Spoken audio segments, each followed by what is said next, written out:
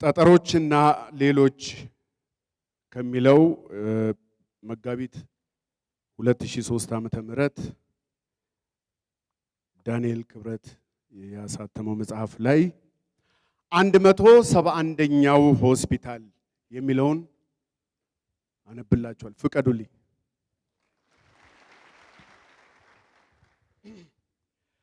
በዓለም በደረጃው 171ኛ በሆነው ሆስፒታል ውስጥ ነው ከዚህ የሚከተለው ታሪክ የተፈጸመው። ይህ ሆስፒታል ዛሬ 171ኛ ይሁን እንጂ እጅግ ገናና የሆነ ታሪክና ዝና የነበረው ነው።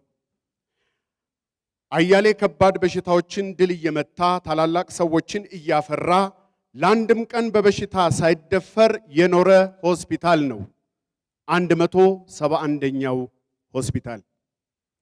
አንድ ቀን የሆስፒታሉ 5 ሰራተኞች ሻይ እየጠጡ የቆጤ ባጡን ይጫወቱ ነበር።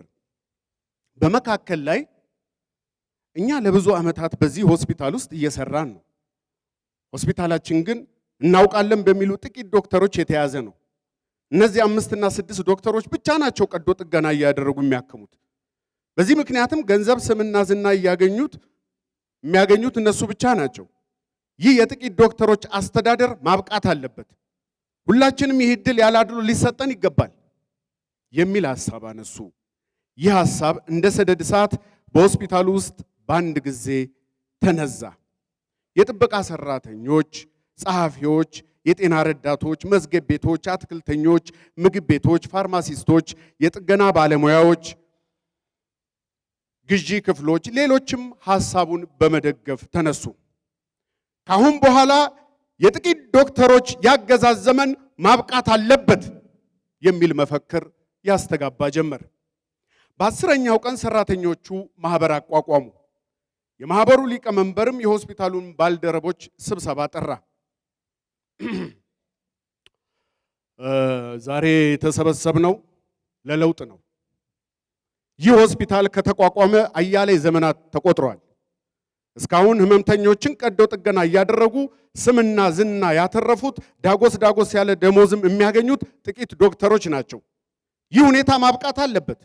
እኛስ በምን እናንሳለን? ሁላችንም የሆስፒታል ሰራተኞች መባላችን ካልቀረ እድሉ ሊሰጠን ይገባል። ለዚህ ነው የጠራናችሁ በማለት ሰብሳቢው ሲናገር አዳራሹ በጭብጨባ ተናጋ። እነዚያው ጥቂት ዶክተሮች ሐሳብ ለመስጠት እጃቸውን ቢያወጡም የሚሰማቸው አላገኙም። በአንድ በጥበቃነት ሲያገለግሉ የኖሩ ሰውዬ ተነሱና ይህንን ላሰባችሁት ዕድሜ ይስጥልን። ለብዙ ዘመናት ሲያንገበግበን የኖረ ነገር ነው። እኔ ለምሳሌ 38 ዓመት አገልግያለሁ። እስካሁን ግን አንድ በሽተኛ አክሜ አንድ መድኃኒት አዝዤ አላውቅም። ለስሙ ግን የሆስፒታሉ ሰራተኛ ነኝ። በሽተኞችም እየመጡ ሐኪም እገሌ የሉም ነው የሚሉት። ይህ አሰራር መቆም አለበት። ጭብጨባው አስተጋባ። በዚህ ጊዜ አንደኛው የቀዶ ጥገና ሐኪም በንዴት ጦፈው ተነሱ። 4 ደቂቃ ብቻ አላቸው ሰብሳቢው። ሕክምና ሙያ ነው። ማከም ከፈለጋችሁ ተማሩ። ብዙ ሐኪሞችን ከፈለግን ብዙ የሕክምና ኮሌጆችን መክፈት እንጂ ተሰብስቦ መወሰን አይደለም መፍትሄው። ሙያ በመማርና በመልመድ እንጂ እንደ ጠበል በመረጨት አይገኝም። ሀገራችንን ከድጡ ወደ ማጡ እንዳትከቱት። ሊሰሟቸው የፈለጉ ጥቂቶች ናቸው። ዋናው ነገር ትምህርት ነው የምትሉት እድሜያችሁን ለማራዘም ነው። ህዝብ ካመነብኝ እንኳንስ ሐኪም ሌላም መሆን ይቻላል። እኔ እኮ ለዚህ ሆስፒታል ታማኝ ሆኜ 25 ዓመት አገልግያለሁ። ዋናው ለማህበራችን ያለን ታማኝነት ነው። አንዲት በጽዳት ሰራተኛነት ያገለገሉ እናት በንዴት መልስ ሰጡ። ሐሳብ አለኝ አሉና አንድ የመዝገብ ሰራተኛ ተነሱ። ካሁን በኋላ አንድ በሽተኛ ሲመጣ በር ተቆልፎ ዶክተሩ ብቻውን የሚያነጋግርበት አሰራር መቅረት አለበት። ለምንድን ነው ሁላችንም የማንሰማው? ይሄኛ እንዳናውቀው የሚደረግ ሴራ ነው። ስለዚህ እዚሁ አዳራሽ እየመጣ በሽተኛው ይጠየቅ። ሁላችንም የመመርመር ዕድሉን እናግኝ። በሽታው ምን እንደሆነ አንድ ዶክተር ብቻውን በአምባገነንነት መወሰንም የለበትም። እዚሁ አዳራሽ ውስጥ በድምፅ ብልጫ መወሰን አለበት። ተጨበጨበ። ተጨማሪ አሉ የሆስፒታሉ ሾፌር፣ ላቦራቶሪ የሚባል የሰው ደም የሚጨርስ ነገር መቅረት አለበት። እኛ እንዳናውቀው ነው እየጫሩ ሐኪሞች ይልካሉ፣ እየጫሩ ባለ ላቦራቶሪዎች ይመልሳሉ። መቅረት አለበት። ላቦራቶሪ ከህዝብ ድምፅ አይበልጥም። ደግሞም ካሁን በኋላ ጥቂት ዶክተሮች ለብቻቸው ቀዶ ጥገና የሚያደርጉበት አሰራር ቀርቶ ማን ቀዶ ጥገና ማድረግ እንዳለበት እዚሁ በስብሰባ መወሰን አለበት። አሁንም ጭብጨባ። አምስቱም ዶክተሮች እጃቸውን እያወጡ ስነ ስርዓት ይላሉ ደጋግመው። በስንት መከራ ላንዱ ተፈቀደላቸው። ሕክምና ሙያ ነው። ህመምተኛም እዚህ የሚመጣው ባለሙያ ፈልጎ እንጂ ለስብሰባ አይደለም። ያለ ላቦራቶሪ እንዴት ነው በሽታን ልለይ የምንችለው? በምን አሰራር ነው ሁላችሁም ልታክሙ የምትችሉት? መግደል ነው እንዴ የምታስቡት? ሐኪሙ ሳይጨርስ አንዲት የጤና ረዳት ተነሱና ይሄ ንቀት ነው። ዕውቀት ሁለተኛ ነገር ነው። የመጀመሪያው ለሆስፒታሉ የሰራተኞች ማህበር ታማኝ ነን አይደለንም ነው። ቀጣዩ ደግሞ ህዝብ መርጦናል ወይስ አልመረጠንም ነው። የቀረው ነገር ፍሬ ከርሲኪ ነው። ተሳቀ፣ ተጨበጨበ። በስብሰባው መጨረሻም በወጣው የአቋም መግለጫ 6 ውሳኔዎች ተወሰኑ። 1. ማንኛውም በሽተኛ ወደ ሆስፒታሉ ሲመጣ ወደ ስብሰባው አዳራሽ ገብቶ በግልጽነት በሁሉም ሰራተኛ ፊት እየተቀመጠ እንዲመረመር፣ በድብቅ ዶክተሩ ብቻውን መመርመር እንዲቀር። 2. ላቦራቶሪ፣ አልትራሳውንድ፣ ራጅ የመሳሰሉትን ለብዙሃን አሰራር ስለማይመቹ እንዲቀሩ፣ ደግሞም ከመላው ሰራተኛ ድምፅ እነሱ አይበልጡም። 3. ማንኛውም በሽተኛ ምን እንዳመመው በድምፅ ብልጫ እንዲወሰን። 4. ቀዶ ጥገና የሚያስፈልገውን በሽተኛ ማን ቀዶ ጥገና ማድረግ እንዳለበት በድምፅ ብልጫ እንዲወሰን። ዶክተሮች እንደ ማንኛውም ሰራተኛ ድምፅ ካገኙ ያክማሉ። 5. ቀዶ ጥገና አድራጊ ማን ማድረግ እንዳለበት ሲወሰን መጀመሪያ ለሰራተኛ ማህበሩ ያለው ታማኝነት፣ ቀጥሎ ከዚህ በፊት እድሉን ያላገኘ መሆኑ እንዲታይ። 6.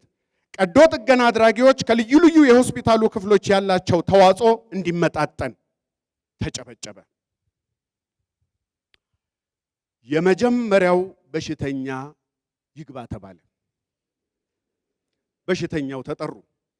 ወይዘሮ ሀገሬ ይግቡ። ወይዘሮ ሀገሬ ገቡ። በተሰብሳቢው መካከል አልፈው መድረክ ላይ ተቀመጡ። ቀድሞ ከሚያውቁት ስለተለየባቸው ግራ ገባቸው። ሰብሳቢው ጥያቄ ጀመረ። ምኑን ነው የሚያሙት? ራሴን። ከጀምሮ ምን ያህል ጊዜ ነው? ብዙ ዓመት ሆኖታል። እረፍት ያደርጋሉ? አይ ልጄ ምን እረፍት አለኝ። ይበቃል ተባሉ። በሉ በሽታቸው ምን ሊሆን ይችላል በሚለው ላይ ሐሳብ ስጡና በድምፅ እንወስን አለ ሰብሳቢው። ጨጓራ ነው፣ የለም ኩላሊት ነው፣ የለም ጉበት ነው፣ ፈጽሞ ይሄማ መጋኛ ነው፣ የለም ደንቃራ ተደርጎባቸው ሳይሆን አይቀርም። ሐሳቦች ከየአቅጣጫው መጡ። አሁንም ዶክተሮቹ እየተነሱ ጮሁ። ይህ ግን 171ኛው ሆስፒታል ነውና ሰሚ አላገኙም። በሽታ እንዴት በድምፅ ብልጫ ይወሰናል? በቂ ምርመራ ተደርጎ አስፈላጊ የሆነ ላቦራቶሪ፣ አልትራሳውንድ የመሳሰሉት ውጤቶች ሳይታዩ እንዴት ብዙ ሰው ስለተናገረ ብቻ ሊወሰን ይችላል? ለምን ታማሚውን እንገለዋለን? ማን ይስማ? ድምፅ ስጡ ተባለ። ከ5 ተቃውሞ በቀር በብዙሃኑ ድምፅ በሽታው ኩላሊት ነው ተብሎ ተወሰነ። ህመምተኛዋ ወይዘሮ ሀገሬ ተቃወሙ። እኔ ኩላሊቴን ደህና ነኝ፣ ተውኝ ባካችሁ፣ እንዲያውም መታከም አልፈልግም፣ ይቅርብኝ፣ ድሁ ብኖር ይሻለኛል። ትሻልን ሰድጄ ትብስና መጣዋሉ አያቴ፣ በቃኝ፣ አልፈልግም። የለም ይህን ያክል ጊዜያችንን አባክነውማ አልታከምም ማለት አይችሉም። አሁንማ ድምፅ ተሰጥቶ ተወስኖ የግድ ይታከማሉ። ቀዶ ጥገና ያስፈልገዋል አያስፈልግም?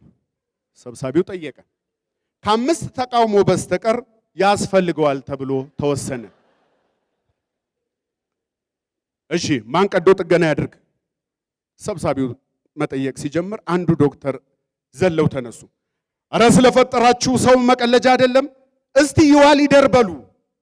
ይህ ግን 171ኛው ሆስፒታል በመሆኑ የሚሰማቸው የለም። ጥቆማዎች ቀረቡ። በመጨረሻም የሆስፒታሉ አትክልተኛ ሆነው ለ30 ዓመታት ያገለገሉትና አሁን አይናቸውን የጋረዳቸው አቶ እንዳለ ተመረጡ። ጭብጨባው አስተጋባ። አቶ እንዳለ ወደ መድረክ ሲወጡ ወይዘሮ ሀገሬ ይቅርብኝ አልታከምም፣ ይቅርብኝ እኔ አልታከምም እያሉ ይጮኻሉ። ይህ ግን 171ኛው ሆስፒታል መሆኑ የገባቸው አልመሰለኝም።